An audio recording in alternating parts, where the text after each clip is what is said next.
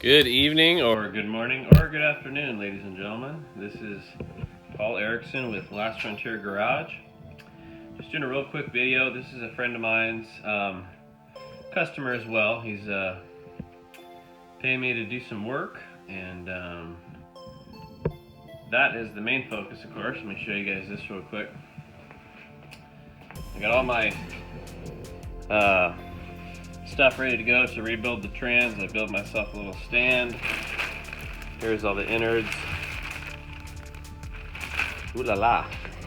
And whatnot. So that is next. It's been snowing a bunch, so I'm really missing my plow truck. But anyway, so this is the about the importance of proper diagnosis, right? So he did a Facebook post. My wife saw it. He called me up.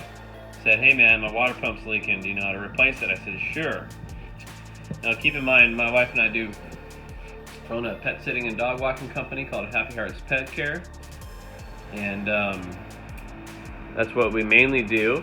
And then there's been lots of snow, we're getting ready for Christmas, and so I'm not taking on a lot of repair jobs. Anyhow, he called me up and said, hey look, so I looked up the book time, it was 2.3. I was originally going to do the water pump, which is a fairly decent job on this thing. They don't make it very easy, but it was doable. And I said, hey man, I quoted him a price, and he said, cool. Dropped it off, everything in that, and I could have just jammed it all together, dove right in. I got all the parts here. I recommended the thermostat while we're at it.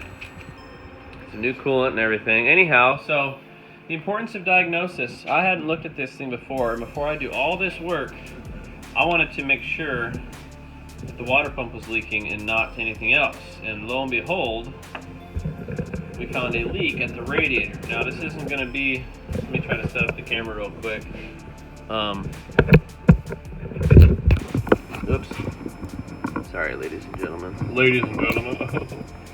I mean, this is pretty basic stuff. Most of you guys who are doing work would know this, but this is one of the things I did professionally. I was a mechanic professionally, as my job.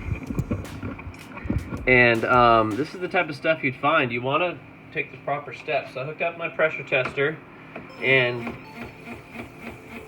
as you can see, as I tries to build pressure,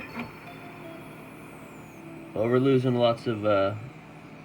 You can't even see that because there's not enough fluid in it anymore.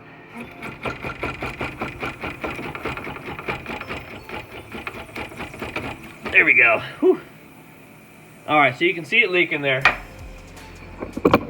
Whew. Let me show you just a standard pressure tester. You can get ones that hook up to compressed air. This one you just pump up. Anyway, so the biggest problem he's got right now is that huge leak in his radiator. So we're gonna have to go to plan B. Let me get this lighting right here. Anyway, we're gonna have to go to plan B, and I'm really glad I looked at it, because that would have been a big waste of his money and a waste of my time as well. But I'll be honest with you, the radiator is gonna be, well, it's not gonna be that big of a deal. It really shouldn't. Sometimes these can be, but this one doesn't look too bad. Anyways, we'll talk to him.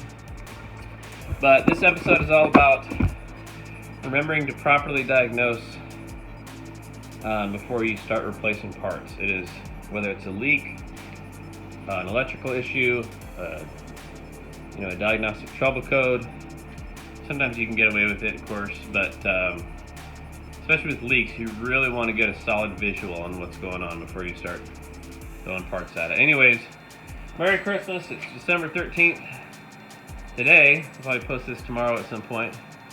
And any questions, guys? Like I said, I used to work in the industry. I had 6 or 7 solid years of, I guess it was 7.5 solid years of actual diagnosis and repair.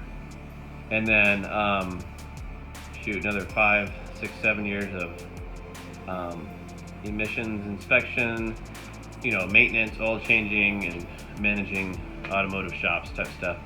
So give me a message. I mean, I just want to be able to help. I've got a lot of knowledge to share, and I've gained a lot of knowledge through YouTube. So let me know, guys. Hope all is well. Merry Christmas. We shall see you soon.